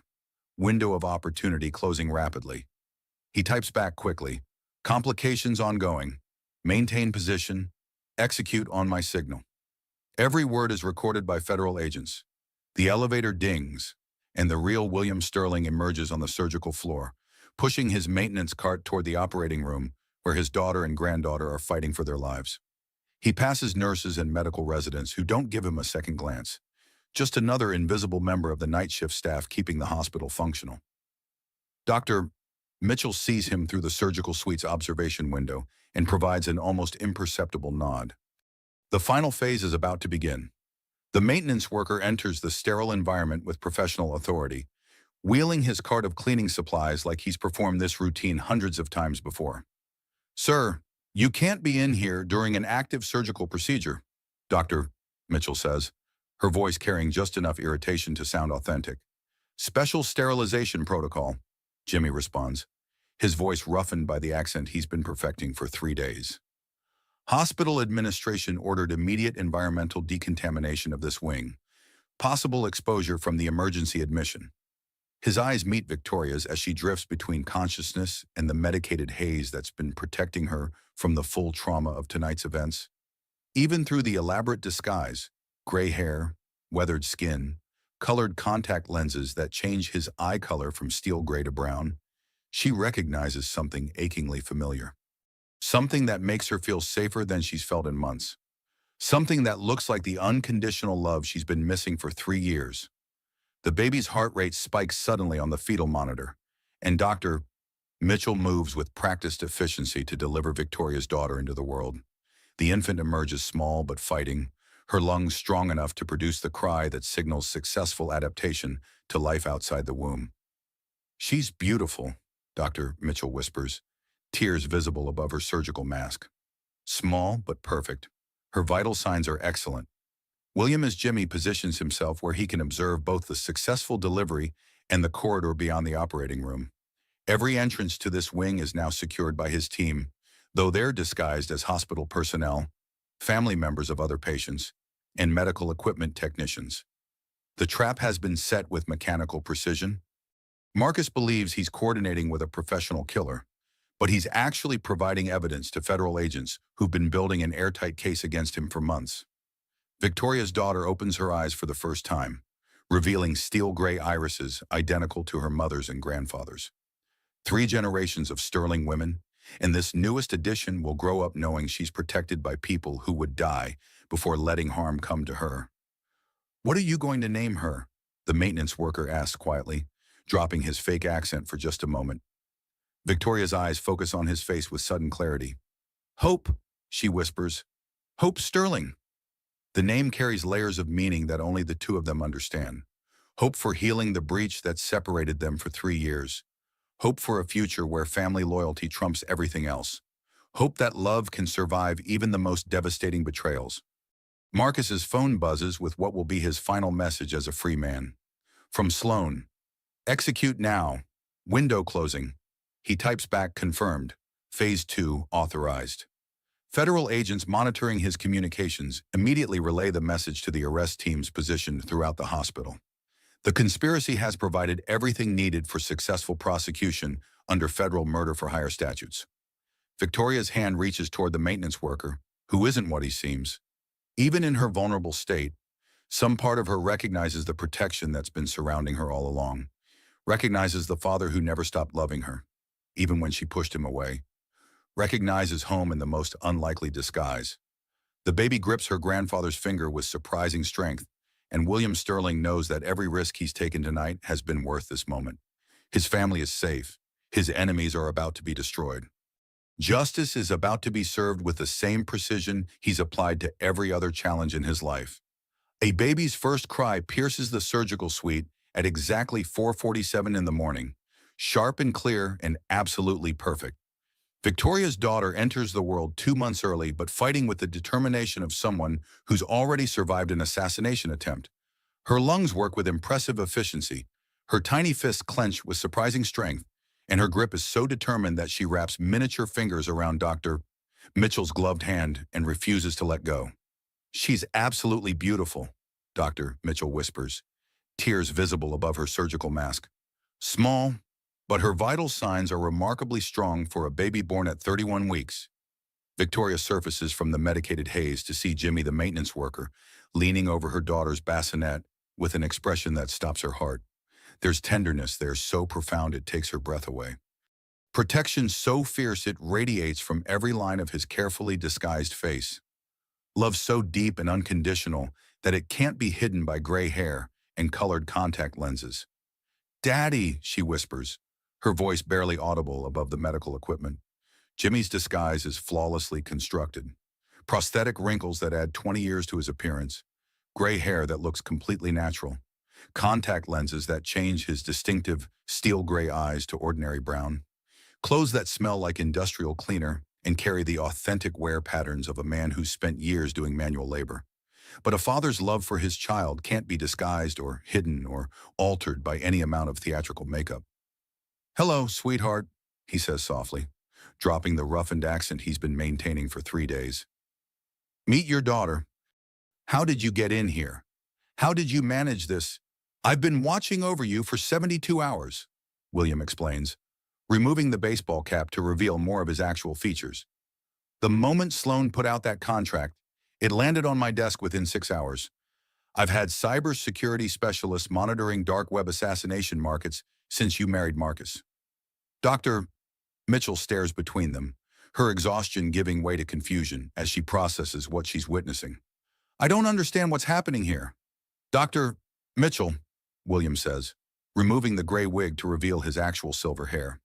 "Meet William Sterling, Victoria's father, your hospital's largest financial donor for the past 8 years, and as of tonight, your partner in putting some extremely dangerous people in federal prison for the rest of their lives." The surgical suite door opens with pneumatic precision. Detective Ray Morrison enters with a full team of federal agents, all wearing surgical masks and sterile gowns to maintain the operating room's clean environment. "Mr. Sterling," Detective Morrison says, producing an official badge. "We have everything we need. Complete audio recordings, video surveillance from multiple angles, comprehensive financial records, and documented evidence of conspiracy to commit murder for hire. Marcus Hammond and Sloan Carmichael are both in federal custody as of 10 minutes ago." Victoria tries to sit up on the operating table, still groggy from the medications but desperate to understand what's happening. "Marcus has been arrested. He's been recording his own conversations for us," William explains, sitting beside her bed while still wearing parts of his maintenance worker costume. "For the past hour, he's been sending text messages to what he believed was a professional hitman, coordinating the details of your murder. Instead, he was communicating directly with federal agents." Victoria looks at her daughter, then at her father, trying to process the scope of what's been planned and executed around her. "You saved us. You saved yourself, sweetheart. You trusted your instincts and called me when it mattered most. Everything else was just logistics." Dr. Mitchell checks Victoria's IV line, adjusting the flow rate of the antidotes that have been neutralizing the anticoagulants in her bloodstream. "The medications we've administered should completely reverse the effects of the blood thinners within the next 12 hours. Your body chemistry should return to normal pregnancy parameters." "What happens to Marcus now?" Victoria asks, surprised by how little emotion she feels when she says his name. Detective Morrison pulls out his tablet, showing arrest photographs and formal charges. "We have sufficient evidence to charge Marcus Hammond with attempted murder in the first degree, conspiracy to commit murder, reckless endangerment of a minor, and approximately 8 other federal felonies. Sloan Carmichael is facing identical charges, plus additional counts of solicitation of murder for hire." William sits beside Victoria's bed, still wearing the maintenance worker's uniform that allowed him to move through the hospital undetected. There's something else you need to know. The financial investigation revealed that Marcus has been embezzling from his investment firm for over a year, nearly $2 million in total. He was planning to disappear with Sloan, Victoria realizes, the pieces clicking into place. After I was gone, the life insurance payout was just the beginning of their plan. Marcus had already transferred most of your joint assets to offshore accounts accessible only to him. If tonight had gone according to their schedule, he and Sloan would have vanished with over $5 million. Victoria remembers their last anniversary dinner 6 weeks ago. How distracted Marcus seemed throughout the entire evening. How he kept checking his phone between courses. How he suggested updating their life insurance policies just to be safe with the baby coming. How he'd insisted on ordering her favorite wine, then watched her drink every sip with an intensity she'd mistaken for romantic attention. How he'd been poisoning her slowly, methodically, for weeks before tonight's planned finale. Victoria does something she hasn't done in years.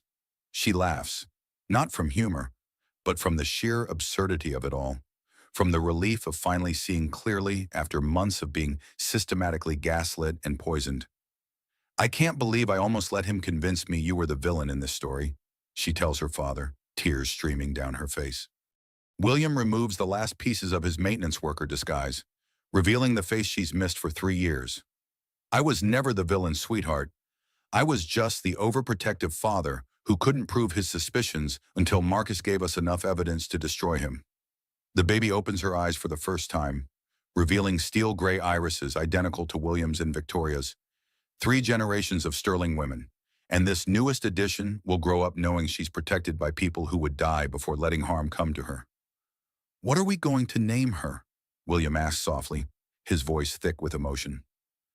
Victoria looks at her daughter, at her father, at the federal agents documenting evidence that will put her would-be killers in prison for decades. Hope, she says without hesitation. Hope Sterling, not Hope Hammond. Victoria meets her father's eyes with absolute certainty. She doesn't need his name. She's got ours. Dr. Mitchell provides medical updates while the baby's vital signs stabilize. All indicators are excellent for a baby born at 31 weeks. She'll need to stay in the NICU for monitoring, but I expect a full recovery with no lasting effects from the prenatal exposure to anticoagulants. Detective Morrison adds crucial information about the investigation. The Financial Crimes Unit has traced Marcus's embezzlement back 14 months. He's been systematically stealing from client accounts to cover gambling debts and fund his relationship with Sloan Carmichael. William's expression darkens. There's more. The forensic accountants found evidence suggesting this isn't Marcus's first attempt at murder for profit. We're reopening investigations into 2 previous deaths, women he was involved with who died under suspicious circumstances. Victoria's blood chills. Other women, Jessica Chen in Chicago, 3 years ago. Apparent food poisoning, but the symptoms match anticoagulant poisoning. Sarah Williams in Denver, 2 years ago. Fatal allergic reaction, but she had no known allergies. Both were involved with Marcus. Both had substantial life insurance policies naming him as beneficiary. The scope of Marcus's deception hits Victoria like a physical blow. She wasn't his first victim. She was just the most profitable, the one with the wealthiest father and the largest potential payout. How many women has he killed? She whispers. Detective Morrison checks his notes. We're investigating 4 suspicious deaths over the past 5 years. Marcus appears to have been systematically targeting women with substantial assets or wealthy families. Victoria sits in silence, holding hope while processing the magnitude of her narrow escape. She watches her father complete his transformation from Jimmy Dorino back into William Sterling, removing the prosthetic wrinkles and colored contact lenses that allowed him to move undetected through the hospital. Piece by piece, her daddy emerges from the elaborate disguise.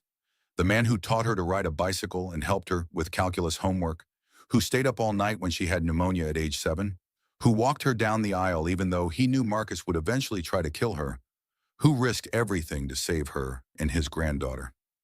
How long have you been planning this? Victoria asks. Since the day you married him. William admits, I knew he was dangerous, but I couldn't prove it without evidence that would hold up in federal court. So I waited and watched and prepared for the day when he would reveal his true nature. Hope opens her tiny eyes and looks directly at Victoria, as if seeing her mother for the first time. In that moment, Victoria feels something she hasn't experienced in months, absolute certainty about her future. The baby grips Victoria's finger with surprising strength, and William Sterling knows that every risk he's taken tonight has been justified by this moment. His family is safe. His enemies are in federal custody. Justice has been served with the same precision he applies to every challenge in his life. "We're going home," Victoria says quietly, looking at her father and daughter. "All of us, together." For the first time in 3 years, William Sterling smiles with genuine joy. "Yes, sweetheart, we're going home." The interrogation room door slams shut with the finality of a coffin lid sealing a grave. Marcus Hammond sits in federal custody, his expensive Italian suit wrinkled and sweat-stained, his perfectly styled hair disheveled from hours of stress. The handcuffs around his wrists are standard government issue. Cold steel that matches the temperature in his eyes as he realizes his carefully constructed plan has collapsed completely. Across from him, Detective Ray Morrison spreads evidence across the metal table like a poker player, revealing a royal flush. Printed emails spanning 2 years. Bank statements showing systematic embezzlement. Surveillance photographs documenting meetings with Sloan Carmichael. Audio recordings of phone conversations discussing poison dosages and murder timelines. "Let's establish a timeline," Detective Morrison says with the calm professionalism of someone who's interrogated hundreds of suspects. "When did Sloan Carmichael first suggest killing your wife?" "I never agreed to kill anyone," Marcus says, but his voice lacks conviction. The evidence surrounding him tells a different story. "No, but you agreed to slowly poison her with anticoagulants," Detective Morrison continues, sliding a photograph across the table. "The blood thinners weren't meant to kill Victoria quickly. They were designed to create complications during childbirth that would appear completely natural." The photograph shows Marcus at Westfield Pharmacy, purchasing rat poison containing warfarin. The timestamp indicates 3 weeks ago, exactly when Victoria's prenatal vitamins started tasting different. Rat poison. Marcus's court-appointed attorney shifts uncomfortably in his chair, realizing his client's situation is far worse than initially briefed. "Small doses, carefully measured and mixed into prenatal vitamins," Detective Morrison explains. "Extremely clever. Actually, creates precisely the kind of blood-clotting issues that can kill during delivery. No coroner would question complications during a high-risk pregnancy." In the adjacent interrogation room, Sloan Carmichael has already provided a complete confession to federal agents. Her statement plays on a mounted monitor, her voice flat and emotionless as she describes months of planning. "Marcus said it had to appear completely natural," Sloan's recorded image explains. "He said if Victoria died during childbirth, no one would suspect murder. The life insurance money would provide us with enough capital to disappear permanently. We researched locations with no extradition treaties."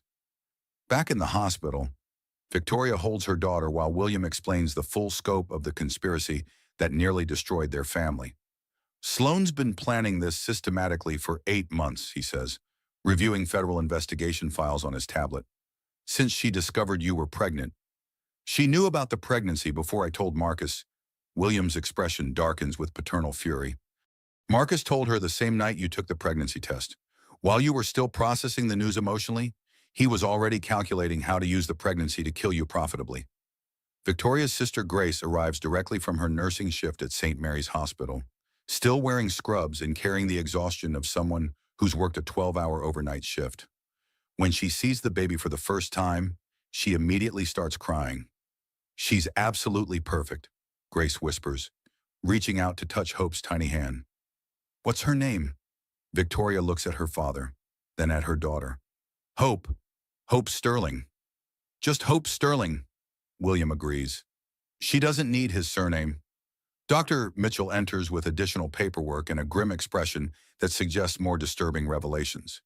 "Victoria, there's something else the blood work revealed. Evidence of long-term nutritional deficiencies that suggests this poisoning campaign has been ongoing much longer than 2 weeks." "How much longer?" "Possibly since early pregnancy, maybe even before conception. The symptoms would have been extremely subtle initially: chronic fatigue, intermittent nausea, occasional dizziness, very easy to attribute to normal pregnancy symptoms or work stress. Victoria's grief transforms into white-hot fury. He was trying to kill our baby from the very beginning. William places a protective hand on Hope's bassinet, his voice carrying the steel of a man who's built an empire by destroying his enemies. He'll never get near either of you again. I'll spend every dollar I have to ensure that. Elena Rodriguez arrives with fresh clothes from Victoria's closet and her favorite blanket from home, the one her mother made before she died. Elena has been crying, her usual composed demeanor shattered by the realization of how close she came to losing the girl she helped raise. Senora Victoria, I am so very sorry, Elena says, her accented English thick with emotion. I should have known something was wrong. The way he watched you eat every meal, the way he insisted on preparing your vitamins personally every morning. I knew it felt wrong, but I thought maybe he was just trying to be a good husband. Elena, this is absolutely not your fault, Victoria says firmly. He fooled everyone. Even trained federal agents needed months to build a case against him. I knew something was wrong in my heart, but I convinced myself maybe he was just being protective because of the baby. Victoria's inner voice speaks with crystal clarity. Even the people who love me most couldn't see through his manipulation. I'm not stupid for trusting him. I'm strong for surviving him. Detective Morrison enters the hospital room with updates that make everyone fall silent.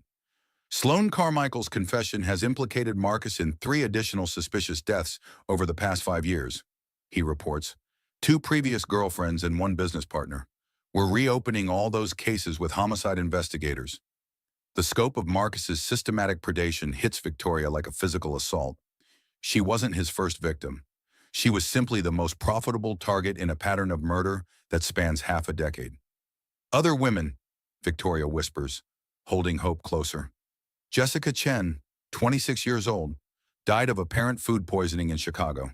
Sarah Williams, 31, fatal allergic reaction in Denver, despite no known allergies. Rebecca Santos, 28, car accident with suspicious brake failure in Phoenix. All were romantically involved with Marcus. All had substantial life insurance policies. Victoria sits in stunned silence, processing the reality that she married a serial killer who specialized in making murder look like natural causes or accidents. Dr. Mitchell provides a breathing room moment by focusing on medical care. Let's get you moved to a private recovery room where you can rest properly. Hope will stay in the NICU for monitoring, but you'll be able to visit her whenever you want. The transfer to the private wing gives Victoria time to process the magnitude of her escape. She watches her father complete his transformation from Jimmy Torino back into William Sterling, removing the last traces of the elaborate disguise that saved their lives. He peels off the prosthetic wrinkles that aged him 20 years, removes the colored contact lenses that changed his distinctive steel gray eyes to ordinary brown, strips away the gray wig to reveal his actual silver hair. Piece by piece, her daddy emerges from the costume that allowed him to protect her when she needed it most. How did you know? Victoria asks. How did you know he would eventually try to kill me? William sits beside her hospital bed, wearing his actual clothes for the first time in 3 days. Men like Marcus follow predictable patterns. They start with psychological manipulation, move to financial control, then escalate to physical threats when their victims try to escape. I've been tracking his behavior since your wedding day. You hired investigators to watch my marriage. I hired investigators to protect my daughter. There's a difference. Victoria realizes that her father's love has been surrounding her constantly, even during the 3 years when she refused to speak to him, even when she told him to stay away from her life. I'm sorry, she whispers. I'm sorry I didn't listen to your warnings. I'm sorry I chose him over you. William takes her hand, his fingers warm and steady and familiar. You have nothing to apologize for. Sweetheart, you followed your heart. You believed in love. Those are beautiful qualities, even when they're exploited by someone who doesn't deserve them. Hope opens her eyes and looks directly at Victoria, as if truly seeing her mother for the first time. In that moment, Victoria feels something she hasn't experienced in months. Absolute certainty about her future. The future that will belong to her and her daughter, and the father who never stopped protecting them, even when protection required becoming someone else entirely. We're going to be okay, Victoria says, the words carrying the weight of a promise. All of us. We're going to be more than okay. For the first time in 3 years, that statement feels completely true. The courtroom gavel bangs like thunder, rolling across a landscape that's been scorched clean by lightning. 6 weeks later, Victoria sits in the front row of federal district court, Hope sleeping peacefully in her arms. The baby has grown strong and healthy in the NICU, defying every prediction about premature infants exposed to anticoagulant poisoning before birth. Her pediatricians describe her recovery as nothing short of miraculous. Marcus Hammond's trial has become a media sensation that captivates the entire country. The pregnancy poison plot screams every major newspaper. Billionaire father's undercover operation saves daughter from murder conspiracy leads the evening news broadcasts. The prosecution presents a case so comprehensively devastating that the defense team requires 3 full days just to review the evidence against their client. Financial records documenting Marcus's systematic embezzlement spanning 14 months. Audio recordings of him coordinating assassination plans with Sloan Carmichael.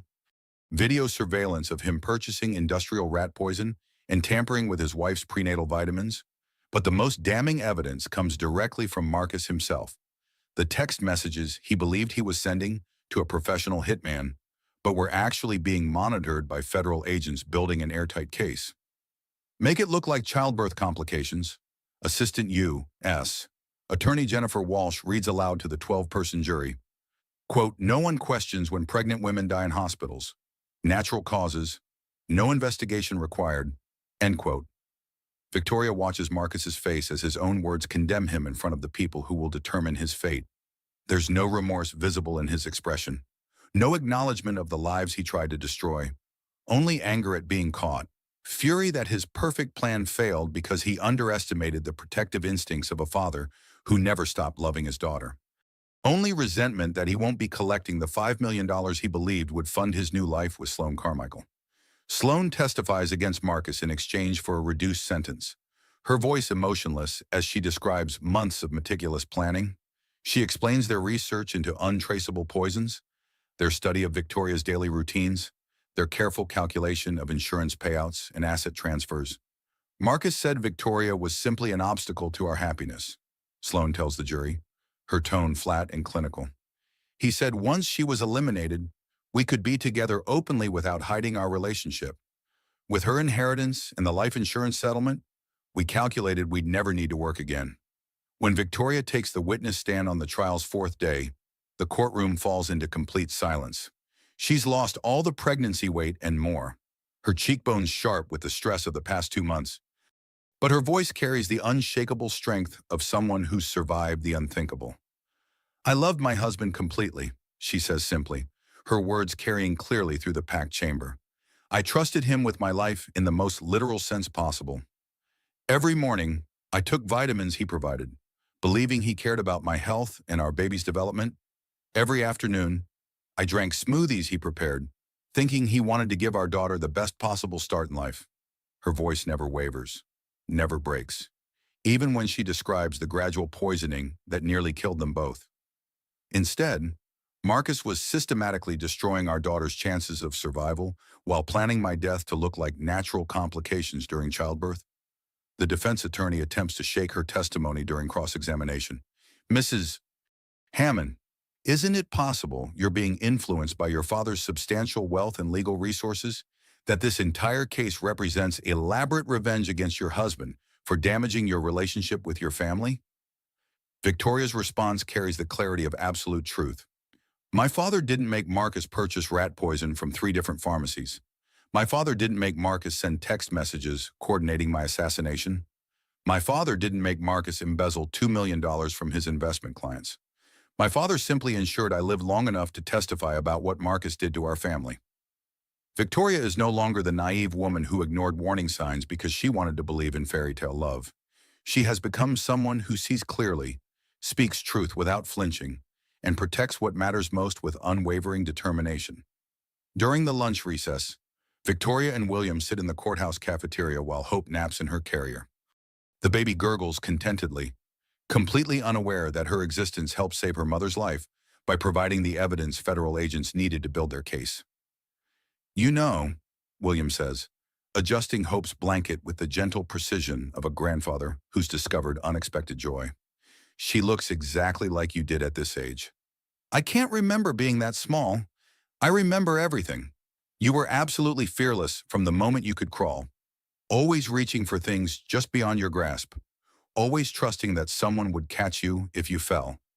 Victoria studies her father's face, seeing the love that never wavered even when she told him to stay away from her life. Why didn't you fight harder to prevent me from marrying him? Because you needed to learn to trust your own judgment.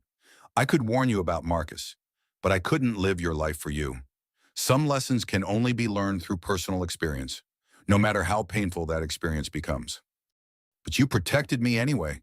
You've been watching over me this entire time. William adjusts Hope's carrier with practiced ease. That's what fathers do. Sweetheart, we protect our children, even when they don't want our protection, even when protection requires extraordinary measures. In the courthouse hallway during another recess, Victoria overhears two jurors discussing the case. I can't believe we all thought he seemed like such a nice, devoted husband during jury selection. He had every single one of us completely fooled. The truth about Marcus is finally visible to everyone who encounters him. No more charm offensive, no more psychological manipulation. Just the cold reality of what he actually is beneath the carefully constructed facade. Victoria finds herself compulsively checking her phone throughout the day, then realizes she's unconsciously looking for threatening messages that will never come again. She's completely free. The jury deliberates for exactly 47 minutes before returning with their verdict. The foreman stands, his voice carrying through the packed courtroom with absolute authority. On the charge of attempted murder in the first degree, we find the defendant Marcus Hammond guilty. On the charge of conspiracy to commit murder for hire, we find the defendant Marcus Hammond guilty. On the charge of reckless endangerment of a minor, we find the defendant Marcus Hammond guilty. On the charge of aggravated assault with a deadly weapon, we find the defendant Marcus Hammond guilty. The list continues for 8 additional charges. Guilty, guilty, guilty. Judge Patricia Harrison sentences Marcus to 25 years to life in federal prison without possibility of parole for 15 years. In a separate trial 2 weeks later, Sloan Carmichael receives 15 years to life with possibility of parole after 10 years. Both will be middle-aged when they're first eligible for release. If they survive their sentences at all, justice has been served with mathematical precision. As they leave the courthouse, Victoria carries Hope while William coordinates with their security team. The media attention has been intense, but federal marshals have provided protection throughout the trial proceedings. It's over, Victoria says, the words carrying the weight of absolute finality. Yes, sweetheart, it's finally over. Hope opens her eyes and looks directly at her mother, as if understanding that they've crossed from danger into safety, from betrayal into unconditional love, from isolation into the protection of family that will never abandon them. 3 generations of sterling women, stronger than ever. The courthouse steps feel like the beginning of something new, rather than the end of something terrible. Victoria realizes she's unconsciously counting her blessings instead of her fears. 1. A daughter who survived against impossible odds. 2. A father whose love never wavered despite 3 years of separation. 3. A sister who rearranged her entire career to stay close to her family. 4. A future that belongs entirely to them. 5. The absolute certainty that they will never be victims again. The counting technique her father taught her for managing anxiety has become a practice of gratitude that will sustain her for the rest of her life. The sound of keys turning in a new lock carries the weight of fresh beginnings and hard-won freedom. Victoria opens the door to her new home, a beautiful colonial revival in her father's exclusive gated community, carrying Hope, who's now 3 months old and babbling happily at everything she sees. The baby reaches for the sunlight streaming through tall windows, her tiny fingers grasping at dust motes that dance in the golden afternoon light. What do you think? Baby girl, does this feel like home? The house has been furnished with meticulous attention to both comfort and security. Every room reflects William's understanding of what his daughter needs to heal from trauma while building a new life. Soft colors that promote peace, natural light that fights depression, spaces designed for a growing family that will never again have to fear for their safety. The nursery is painted in soft yellows and greens, with a mural of a garden where fictional butterflies land on painted flowers that will never die.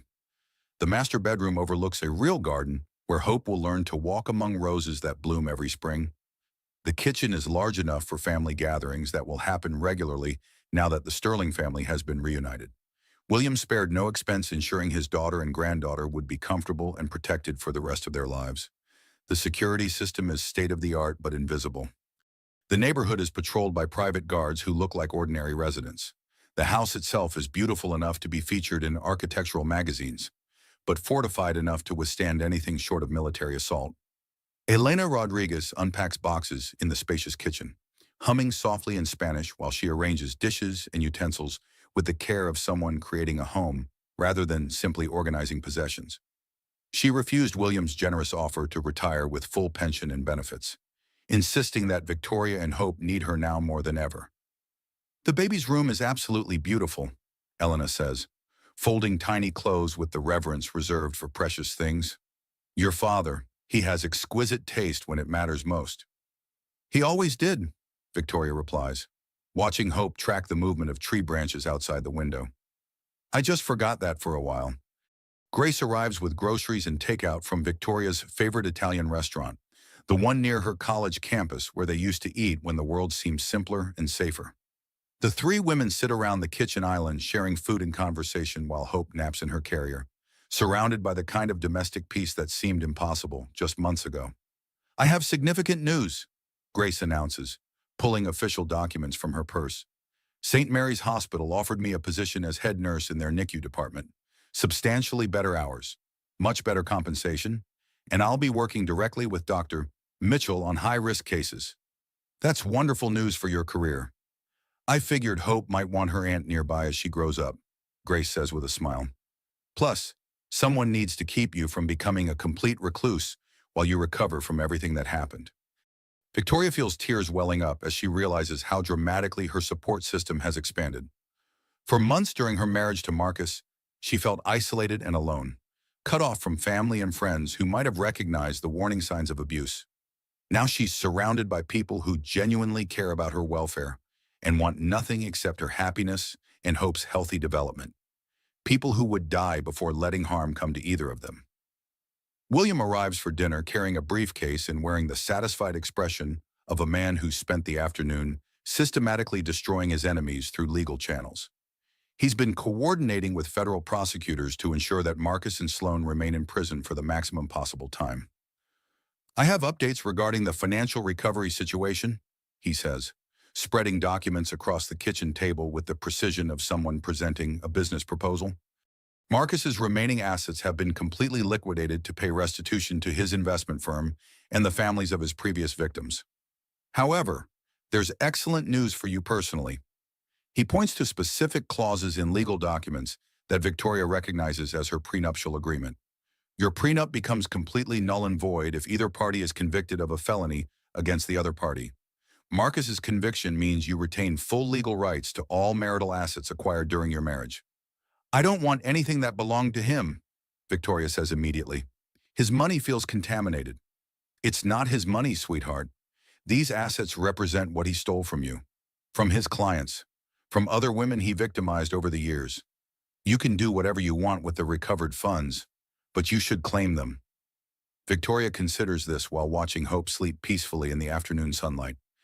With the recovered assets, she could start a foundation to help other women who've experienced intimate partner violence. She could fund research into slow poisoning cases that often go undetected by medical professionals. She could turn her trauma into something that saves other people's lives. "I want to start a nonprofit organization," she says quietly, the decision crystallizing as she speaks. "For women who've experienced intimate partner violence, especially cases involving financial abuse and systematic poisoning." William smiles with genuine pride, the expression of a father who's watched his daughter transform tragedy into purpose. "I'll match whatever funding you commit to the foundation. Dollar for dollar, no limits." Dr. Mitchell calls with Hope's latest test results from her regular NICU follow-up appointments. "Perfect health across every single measurement," she reports. "No lasting developmental effects from the prenatal anticoagulant exposure. She's going to be absolutely fine." Victoria holds Hope up to the large kitchen window, watching late afternoon sunlight filter across her daughter's perfect features. "You hear that? Sweetheart, doctor," Mitchell says you're going to be just fine. Victoria remembers being 5 years old, standing in this exact same spot in her childhood home.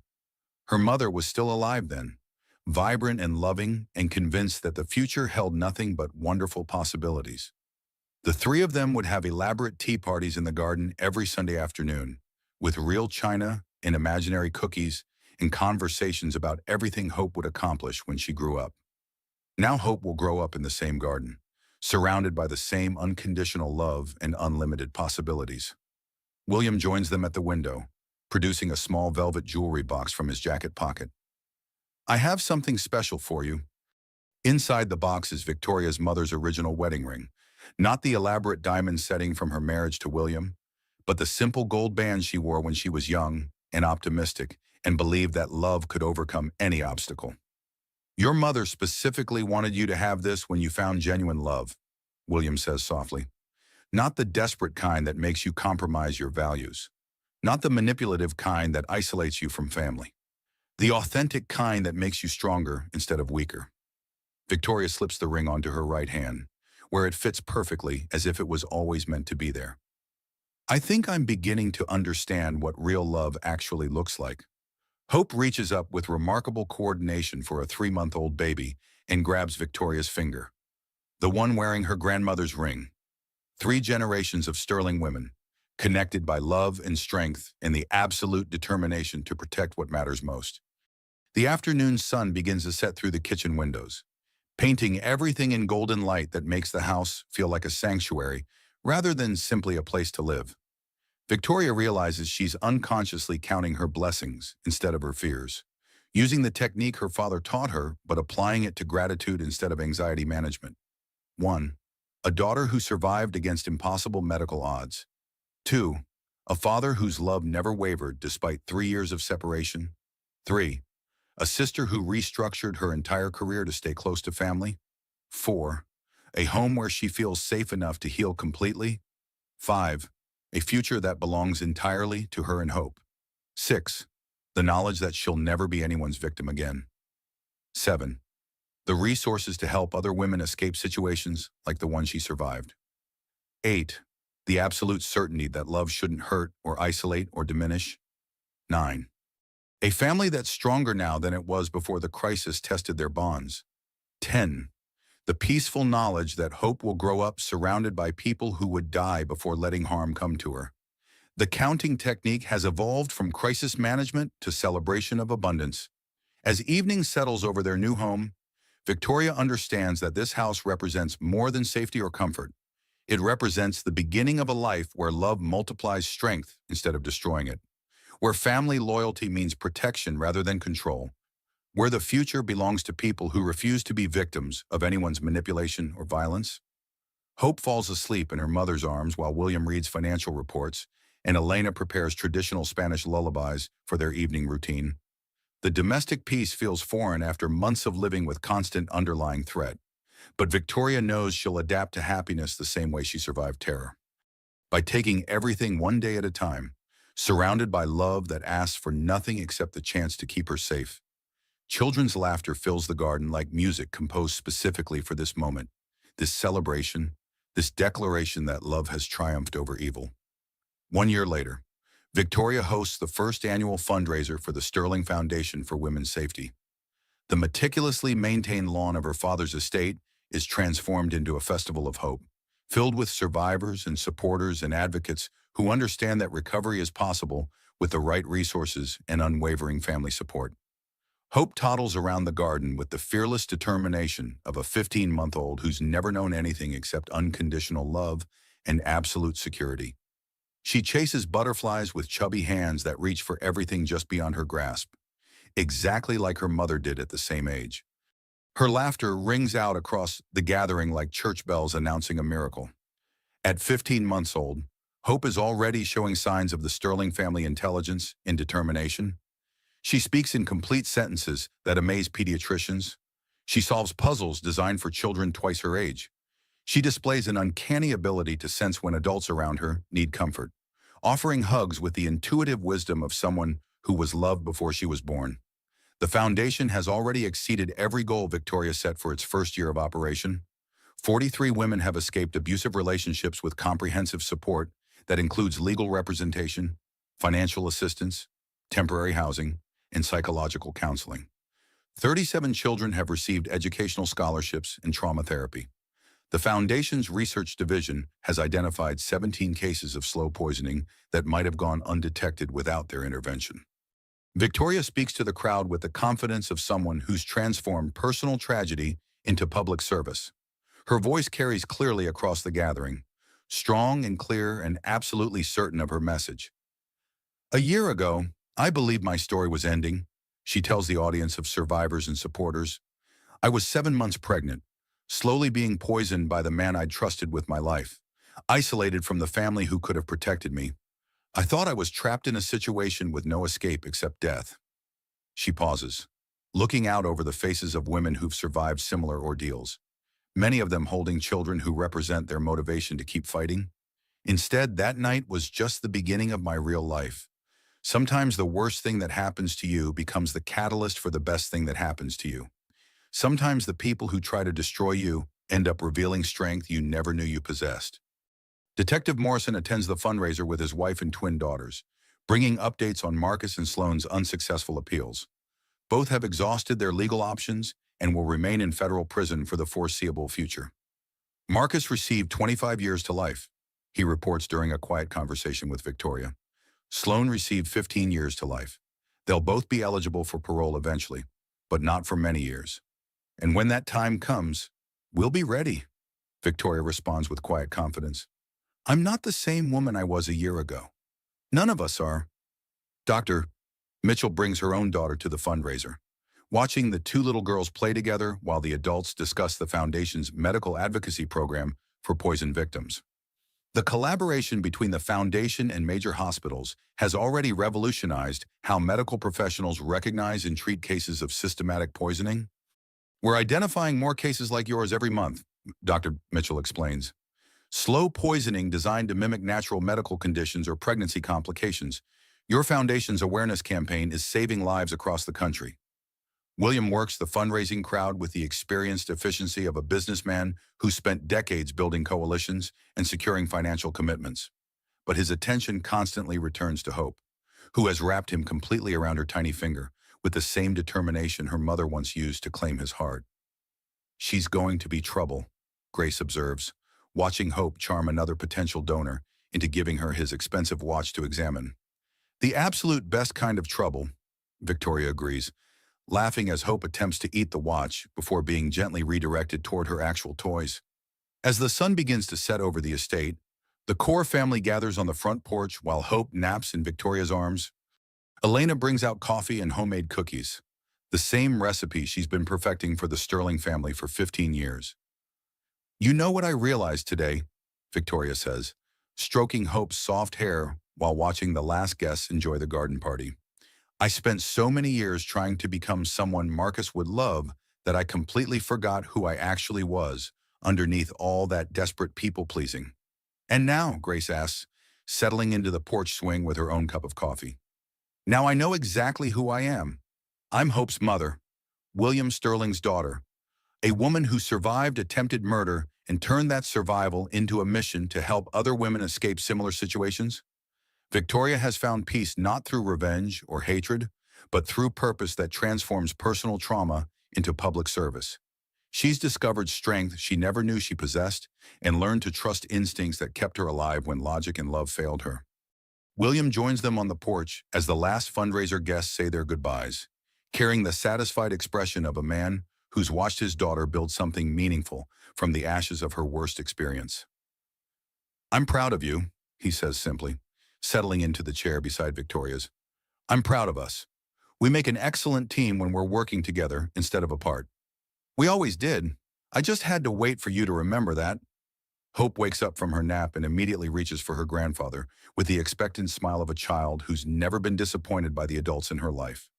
As William takes her, she babbles something that sounds remarkably like, Papa, clear enough that all three adults freeze in amazement. Did she just say her first real word? William's eyes fill with tears of joy. Her first word? Victoria laughs. And of course it's for you. Victoria watches her father and daughter together, realizing she's unconsciously using the counting technique he taught her for anxiety management. But instead of counting to control fear, she's counting to catalog abundance. 1. A daughter who survived prenatal poisoning and thrives more each day. 2. A father whose love never wavered despite 3 years of separation. 3. A sister who rearranged her entire life to stay close to family. 4. A home where she feels safe enough to heal completely from trauma. 5. A foundation that's already saving other women's lives. 6. The absolute certainty that she'll never be anyone's victim again. 7. Financial independence that allows her to help others escape abuse. 8. The knowledge that real love should strengthen rather than diminish. 9. A family that's stronger now than before the crisis tested their bonds. 10. The peaceful understanding that Hope will grow up knowing she's unconditionally loved and protected. The counting technique has evolved completely from crisis management to gratitude practice. Victoria's phone buzzes with a text message, and for just a split second, her heart stops with conditioned fear. Then she sees it's from a woman who found her through the Foundation's website, and the fear transforms into purpose. "Thank you for showing me it's possible to start over." The message reads, "Your story gave me the courage to leave my abusive husband. I have a baby due in 3 months, and I want her to grow up as strong as you are." Victoria smiles and puts the phone away without responding immediately. She'll write back tomorrow, during business hours, with comprehensive information about the Foundation's resources and support systems. Tonight belongs to family and celebration, and the quiet joy of knowing that her survival has meaning beyond her own healing. Her story isn't ending with personal recovery. It's inspiring new beginnings for other women who need to understand that escape is possible, that family love can overcome manipulation, that strength emerges from the most unlikely places. As Hope falls asleep in William's arms, Victoria speaks the truth she's learned through fire and betrayal and the absolute determination to protect what matters most. The people who try to destroy you often end up revealing strength you never knew you possessed. I thought Marcus was my love story. It turns out he was just the prologue to my real life. Hope opens her eyes one final time before sleep claims her completely, looking directly at Victoria with steel gray eyes that match her mother's and grandfather's. She smiles the same determined smile that got William through building a business empire, that got Victoria through attempted murder, and that will carry Hope through whatever challenges the future might bring. 3 generations of sterling women, connected by love that multiplies strength instead of dividing it. The garden grows quiet as evening settles over the estate, filled with the peaceful silence of a family that's been tested by the worst imaginable circumstances and emerged stronger than ever. Hope's contented sighs mixed with the sound of wind through leaves and the distant laughter of Elena cleaning up after a successful celebration. Victoria Sterling and her daughter are safe. They're loved beyond measure. They're surrounded by family who would die before letting harm come to them. And they're just getting started building a life where love means protection instead of control, where family loyalty creates strength instead of obligation, where the future belongs to people who refuse to be diminished by anyone's cruelty or manipulation. The sun sets over their garden, painting the sky in shades of gold and pink that promise tomorrow will be even better than today. Hope sleeps in her grandfather's arms while Victoria and Grace plan foundation events that will save more lives and heal more families. This is what victory looks like when you survive the unthinkable and choose to build something beautiful from the wreckage. This is what love looks like when it's real. If this story left you questioning everything you thought you knew about trust and family loyalty, you're not alone. These real-life cases of domestic deception happen more often than we'd like to believe. But so do the miraculous rescues. Hit that like button if this story had you on the edge of your seat, and drop a comment below. Have you ever had a gut feeling about someone that turned out to be absolutely right? Share this video with someone who needs to hear that trusting your instincts can literally save your life. And don't forget to subscribe and ring that notification bell, because next week we're diving into another jaw-dropping true story that proves reality is stranger than any fiction Hollywood could create. Trust me, you won't want to miss it.